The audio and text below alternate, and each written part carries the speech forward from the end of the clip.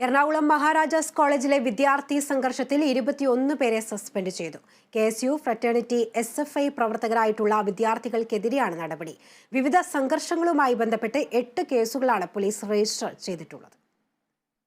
ജനുവരി 15-ാം തീയതി മുതലാണ് മഹാരാജാസ് കോളേജിൽ വിദ്യാർത്ഥി സംഘടനാ പ്രതിനിധികൾ തമ്മിൽ വലിയ സംഘർഷമുണ്ടായത്.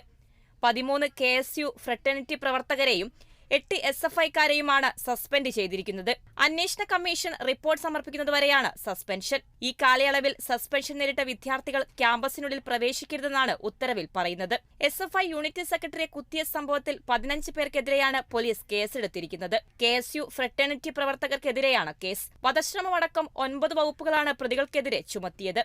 3ാം വർഷ ഇംഗ്ലീഷ് വിദ്യാർത്ഥി അബ്ദുൾ മാലിക്കാണ് 1ാം പ്രതി. അധ്യാപകനെ ആക്രമിച്ച fraternity പ്രവർത്തകനെതിരെ പ്രതിഷേധിച്ചതിനുള്ള വിരോധമാണ് കത്തിക്കുത്തിലേക്ക് നയിച്ചതെന്നാണ് FIR-ലുള്ളത്.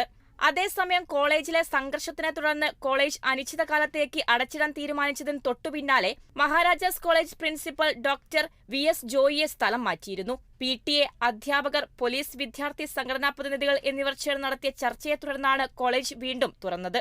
Kerala vision news, Kochi.